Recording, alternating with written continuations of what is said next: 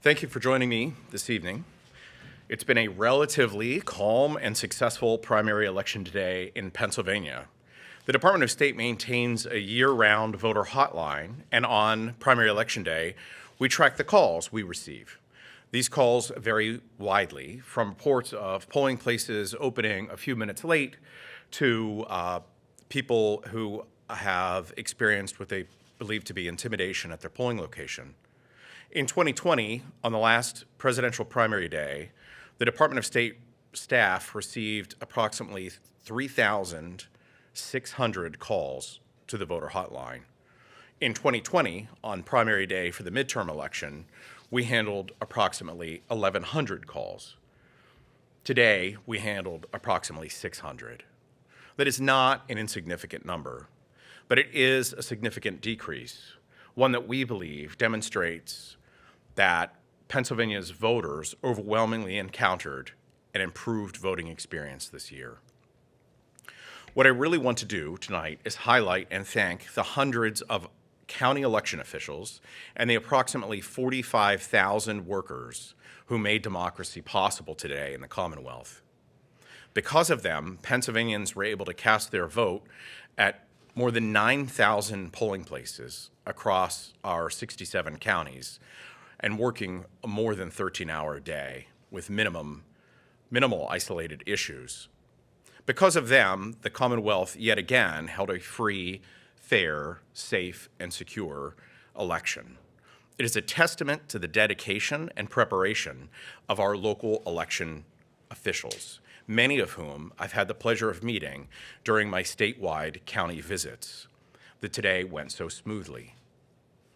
As I've discussed many times, there's been significant turnover among county election workers since 2020. These workers left for a number of reasons, including planned retirements. But the threat environment that election administrators have faced over the last several years has certainly contributed to some leaving. The Shapiro administration has been committed to helping all election directors, new and experienced alike, receive the interactive assistance they needed to administer a successful 2024 primary election. To do that, the department created an election directors training team led by an experienced former county election director. Since 2023, that team has held 23 training sessions on 11 topics. Just one of those trainings on ballot building and testing drew 166 participants over 2 sessions. But the department did not help these election directors all by itself. Both Tim Benyo, Lehigh County's election director, and Thad Hall, Mercer County's election director, were key leaders in the Eastern and Western County Election Directors Conference, respectively. And of course, in many counties, new staff stepped up in their new roles with determination. For example, in Greene County, the new election director, Joe Limley, and new clerk, Dan Kennedy, took full advantage of the new training program. They attended every online training session, watched videos of previous sessions, and read every job aid and directive to help them prepare.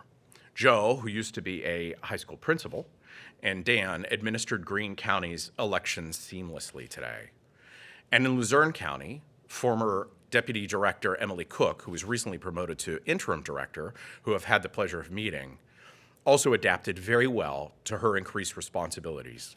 It is not an easy job, even for experienced election directors.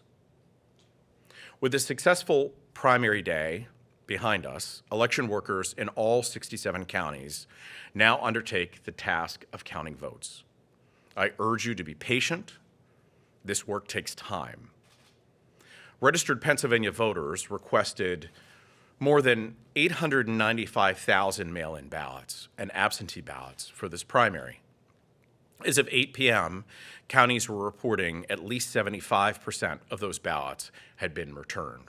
That would not include the ones returned late in the day.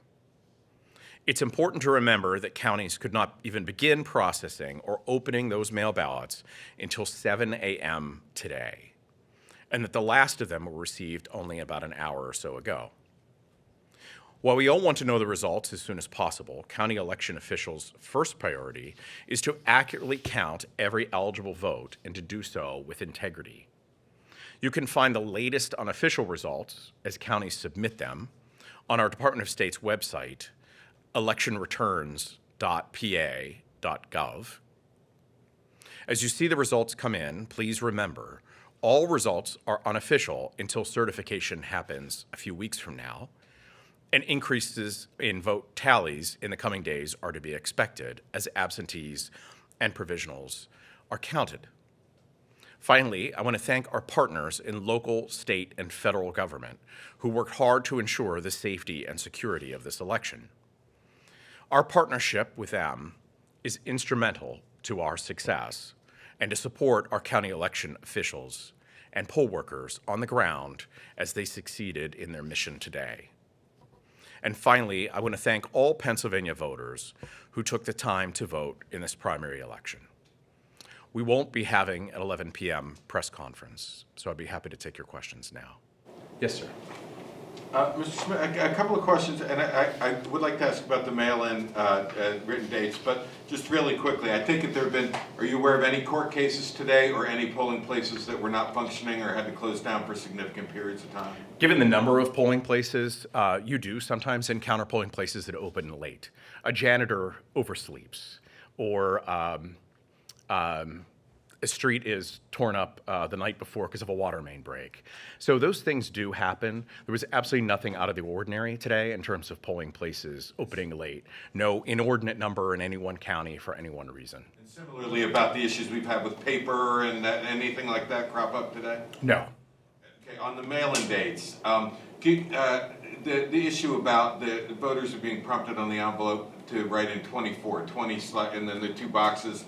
There have been some reporting, and I think VoteBeat a couple of days ago about that. Can you say anything about the scope of that problem? How many, do you have a sense of how many votes may be affected by it? And do you think that is there any chance that you may redesign the ballot again before the fall in light of this? Well, after every election, we connect with our county partners to discuss their experiences. The ballots, as they're returned, the ballot envelopes, the part completed by the voter, where they sign it and date it, that gets updated in the SURE system, in the voter registration system, to track voter activity. So it's not until really all of that is completed that we'll have a clear picture. For example, when ballots are set aside because of a dating issue, there is a category called incorrect, and that might be that the voter inserted their birthday. And these designs that the Department of State undertook with civic design leaders and others are really intended to minimize opportunities for voters to make those mistakes. So it clearly states to put in today's date, the date when the ballot is being completed by the voter. Clearly says to sign it and all the rest. The redesign is, I think, we've received a lot of positive feedback on it, and I'm confident will result in fewer voters making unintentional minor errors that are, however, defective in nature. Voting by mail, and I just want to stress this, is not complicated. The instructions are very clear. Voters have a lot going on in the course of a day, so you do see mistakes or issues where a voter fails to sign it or date it. But the department has taken, I think, a very important step in making all that process, from the instructions to the design, as user-friendly as possible. Do you have a sense of the scope of it? I mean, there were 10,000, I think, mail-in ballots disqualified, more or less, in the federal litigation case.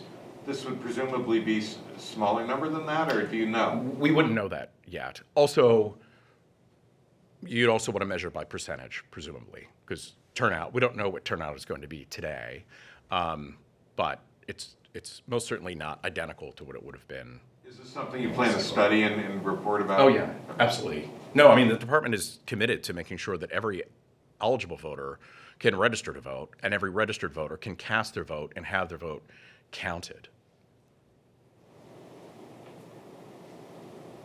Yes, sir. Hi, my name is Ian. I'm with the Capital Star. Hi. Earlier today, my colleague reported that the Department of Justice was in Philadelphia, Luzerne County, and Berks County, presumably related to the elections. Can you give any more details about why that was? I really don't have any details on that.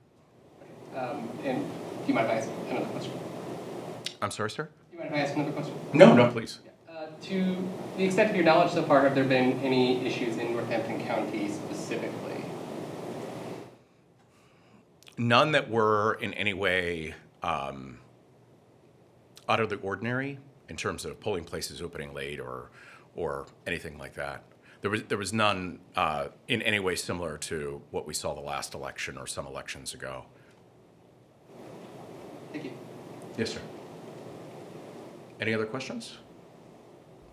Okay, thank you. Thank you.